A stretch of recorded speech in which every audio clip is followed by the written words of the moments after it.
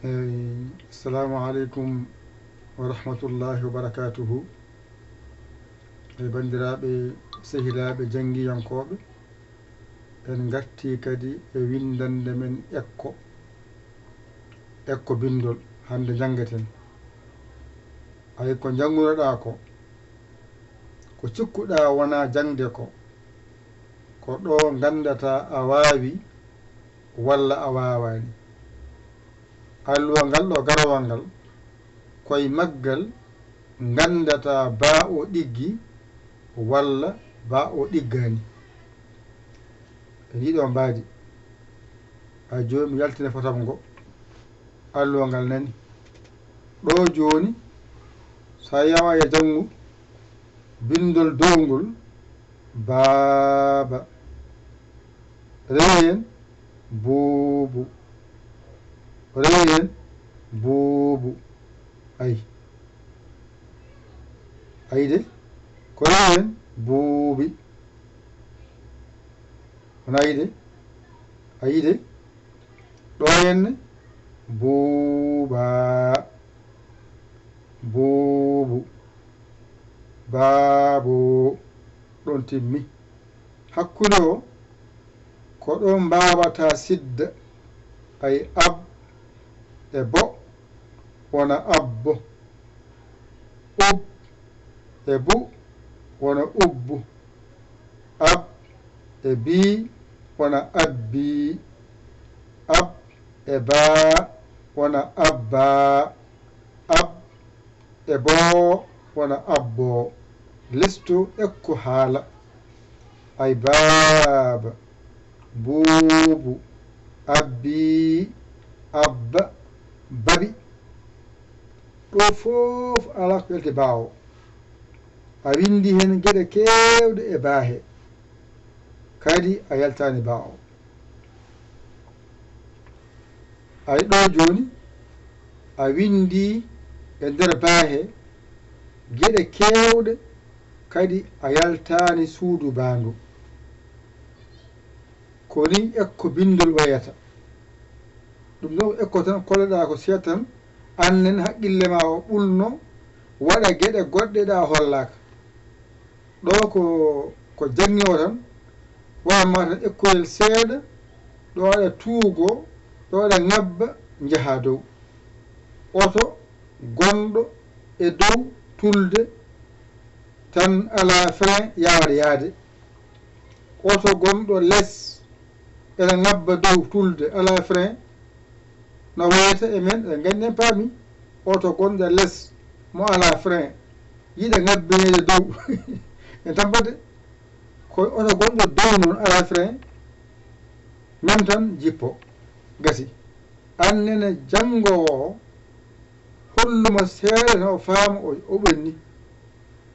Ɗum woni jangde tiiɗani ko hollede e fammede woodi.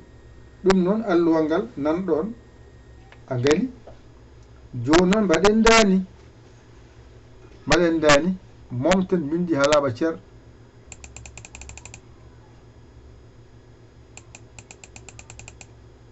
Ayi ɗo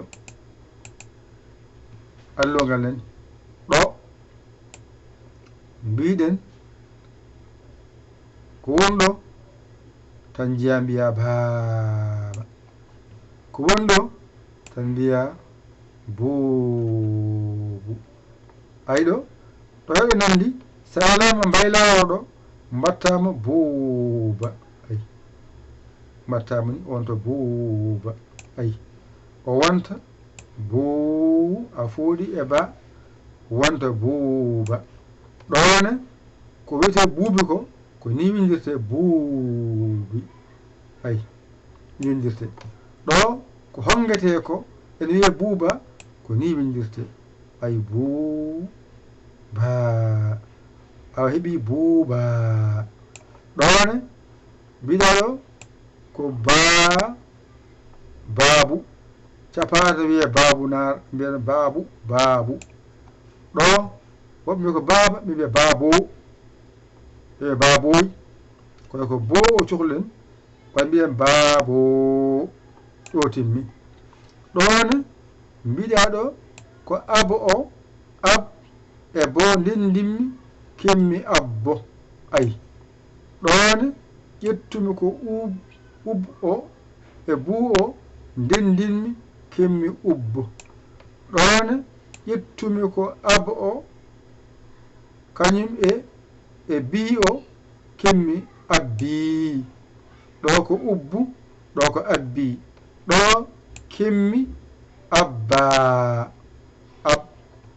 abba ay ɗo kemmi ab ay abnani e boo wona abbo gasi ɗo noon ko haala baaba buubu abbi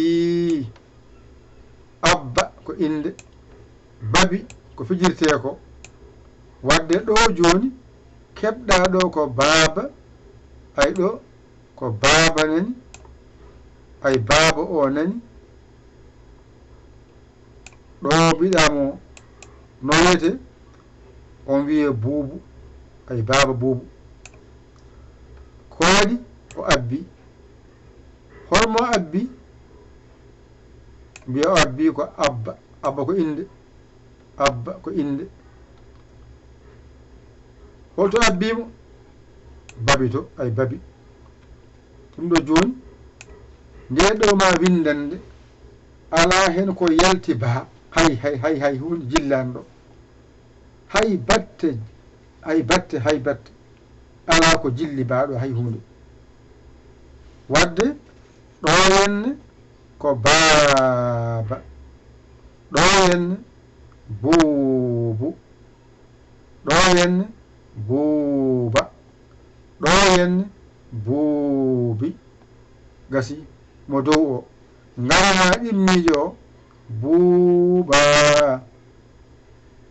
baabu baabo ɗon timmi garna siddama abbo ay ab e bo woni abbo ub e bu woni ubbu ab e bii wona abbi ay ab e baa wona abba ay ab e boo woni abbo ɗo noon ko haala baaba buubu abbi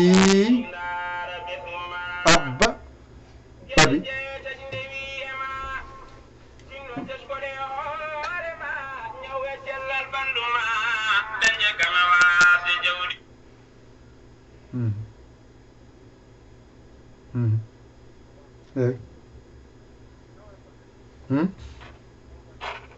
oddu o 500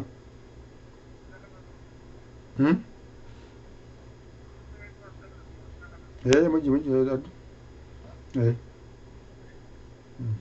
hal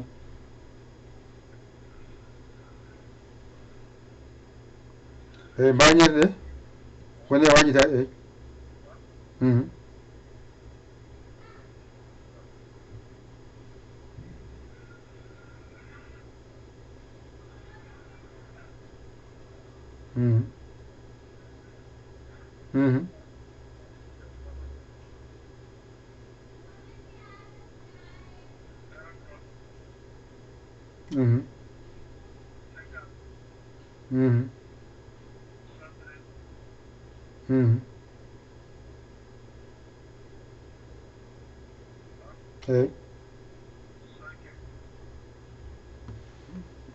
eyi heeɓi jottimo hay jottimo naara